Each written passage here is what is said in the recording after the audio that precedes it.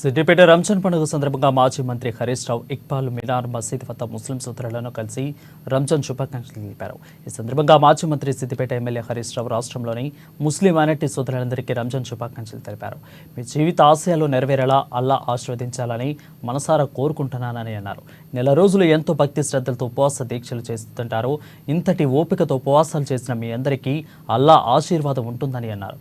శాంతికి, ప్రేమకు, పవిత్ర సంకల్పానికి చిహ్నం రంజాన్ అని తెలిపారు.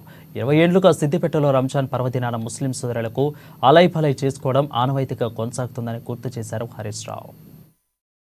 దీక్ష తర్వాత ఈ రోజు జరిగే రంజాన్ పండగ ముఖ్యంగా ముస్లిం మైనార్టీలందరికీ కూడా అత్యంత ప్రధానమైనటువంటి పండగ. ఈ సందర్భంగా సిద్దిపేట ముస్లిం మైనార్టీలతో పాటు రాష్ట్ర వ్యాప్తంగా ఉండే ముస్లిం మైనార్టీలందరికీ రంజాన్ పండగ శుభాకాంక్షలు తెలియజేస్తా ఉన్నాను.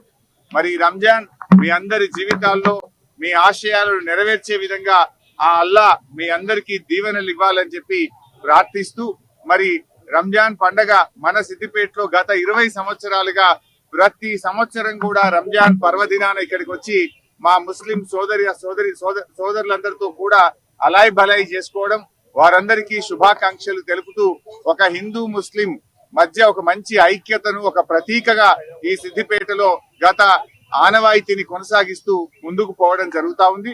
మరోసారి మా ముస్లిం మైనార్టీ సోదరులందరికీ రంజాన్ పండుగ శుభాకాంక్షలు. దీక్ష